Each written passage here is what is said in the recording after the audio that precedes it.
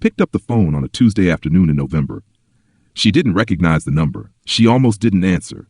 But something stopped her, then pulled her in. That quiet instinct, the one that whispers that some calls are not accidental, that something on the other end has been waiting for a very long time. The voice on the other end, she hadn't heard it in 10 years. A voice she once trusted without question. A voice that had stood beside her through everything until the day it didn't. A voice that had once belonged to her closest friend before it became the voice of the woman her husband left her for. Her name is Vivienne. The woman calling was Anaïs. And what Anaïs said in that call, and more importantly, why she said it 10 years later, is what dark psychology helps us understand today. Because this isn't just a story about betrayal. Every story on this channel touches betrayal.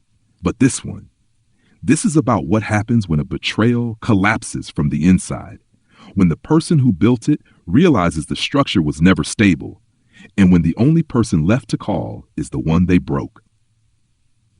Vivienne and Anaïs had been friends since they were 22, the kind of friendship that becomes structural, not just emotional, but foundational.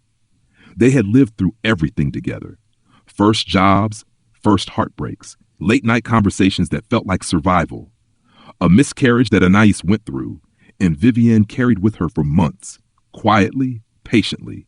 The death of Vivienne's mother and the long silence that followed, which only Anaïs knew how to sit inside. 8 years of closeness, the kind that feels permanent. Vivienne met Édouard at 27. They married at 30. Anaïs was her maid of honor. At 34, Vivienne discovered the affair. Not with a stranger, not with someone distant. With Anaïs, 14 months. Édouard left. He moved in with her. They became a couple, visible, social, real. The kind of couple that continues existing in rooms you used to belong to, photos you used to be in, spaces that quietly remove you without ever saying your name. Vivienne stopped going. She never spoke to Anaïs again, not once. No messages, no accidental meetings, no closure. 10 years of silence.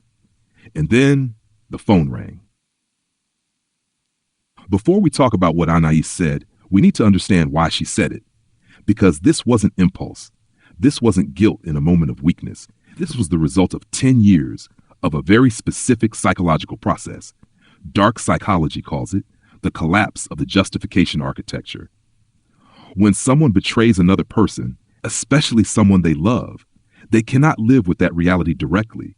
So the mind builds something, a structure, a story, a version of events where it wasn't really betrayal, or it was inevitable, or it was something bigger than them. Anaïs built that structure carefully. She told herself what she and Édouard had was real. Vivienne and Édouard were already unhappy. This wasn't something she chased. It just happened. The heart doesn't follow rules. And that story worked. It had to, because without it, the truth would have been unbearable. But every structure has a weakness. It didn't break all at once. It cracked, quietly, then completely. The first crack came during an argument. Nothing dramatic, but in the middle of it, Anaïs noticed something, the way he deflected, the way he reversed blame, the way she ended up managing his emotions instead of expressing her own pain. And suddenly, it felt familiar, because she had heard this before from Vivienne. The second crack came years later, a dinner. Someone mentioned Vivienne, her new life, her progress, her happiness, and Anaïs felt something unexpected. Not relief, discomfort, a subtle, disturbing realization that part of her had needed Vivienne not to be okay. The third crack was the collapse. Édouard left her. He said he wasn't happy. He said things hadn't been right for a long time.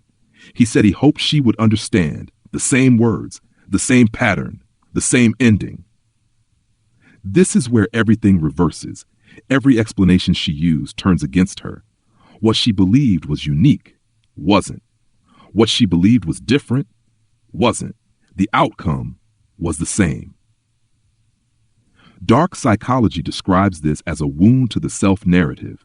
The story she told about herself was no longer true. And when that happens, the mind has two options: deny it or collapse. She collapsed for a year. And one day in therapy, she said something she had never said before. I need to call Vivienne. The call lasted 47 minutes. Vivienne didn't hang up. She still doesn't fully know why. Maybe the voice, maybe the honesty, because Anaïs didn't begin with excuses. She said, I know I don't have the right to call you. I'm calling anyway. I don't expect anything. I don't want anything. But I owe you something I never gave you. What I did to you was wrong. Not complicated, not inevitable, wrong. Vivienne said nothing for a long time. Then she said, I know. They talked, but nothing restarted. No friendship, no reopening. Vivienne didn't need that. But at the end, she said something that matters. I'm glad you called, not because it changes anything, but because I wondered for years if you knew. And now I know that you know. And that's enough.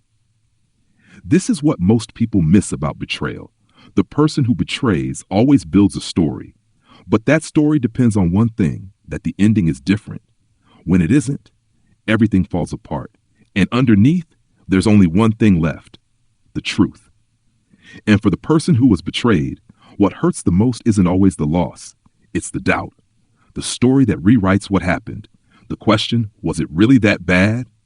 And sometimes what heals that is not forgiveness, it's acknowledgement. Vivienne is 44 now. She built a life, not the one she planned, but one that finally fits her. She hasn't spoken to Anaïs again. She doesn't need to. And Anaïs is rebuilding too, slower, more honestly. And she said, real. I don't know if it helped her, but I know what it did for me. It made me say the truth to the one person I owed it to. And now I can carry it differently. Tell me in the comments, have you ever received a call like this? Or are you the one who still needs to make it?